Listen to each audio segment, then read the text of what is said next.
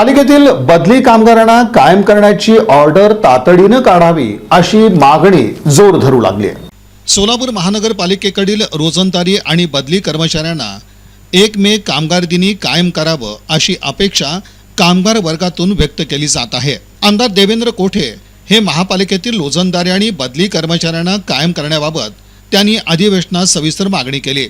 गेल्या अनेक वर्षापासून या सेवकांना शासन आणि महापालिका प्रशासन यांनी झुलबत ठेवलंय। यामध्ये अनेक कर्मचारी आज ना उद्या कायम होईल या आशेने बसलेले आहेत। असं असताना काही कर्मचारी रोजंदारीवरच सेवानिवृत्त झाले, तर काही कर्मचाऱ्यांना कायम होण्यापूर्वीच कायमचं जग सोडून जावं लागलं। अशी भयानक परिस्थिती गेल्या अनेक वर्षापासूनची आहे। गेल्या अनेक वर्षापासूनच्या या गंभीर प्रश्नाकडे लोकप्रतिनिधींनी देखील सोयीस्कर दुर्लक्ष केलं, परंतु कर्तव्यदक्ष मानले जाणारे आमदार देवेंद्र कोठे यांना कामगारांच्या प्रश्नांची तळमळ असल्यानं त्यांनी हा प्रश्न तडीस लावण्यासाठी विधानसभा अधिवेशनात सोलापूर महानगरपालिकेतील रोजंदारी आणि बदली कर्मचाऱ्यांना कायम करणं का गरजेचं आहे ही बाजू शासनाला पटवून दिली। त्यामुळे आता महापालिकेतील कर्मचारी लवकरच कायम होणार या दृष्टिकोनातून महापौर विनायक कोंड्याल यांनी देखील कामगार संघटनेतील पदाधिकाऱ्यांना एकत्र बोलावून हा प्रश्न तडीस लावण्याच्या दृष्टिकोनातून प्रामाणिक प्रयत्न सुरू केलेत। आमदार देवेंद्र कोठे आणि महापौर विनायक कोंड्याल यांनी कामगारांच्या प्रश्नाकडे जातीनं लक्ष घातल्यानं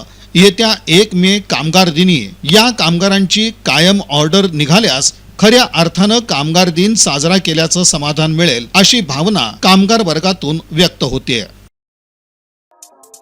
या बातमीपत्राचे प्रमुख प्रायोजक प्लॅटिनम मॉल इंद्रधनु सोलापूर। सोलापुरातील सर्वात प्रतिष्ठित इंद्रधनु सोसायटीचा नवीन भव्य कमर्शियल प्रोजेक्ट आता रेल्वे स्टेशनच्या अगदी शेजारी शहराच्या मध्यवर्ती ठिकाणी।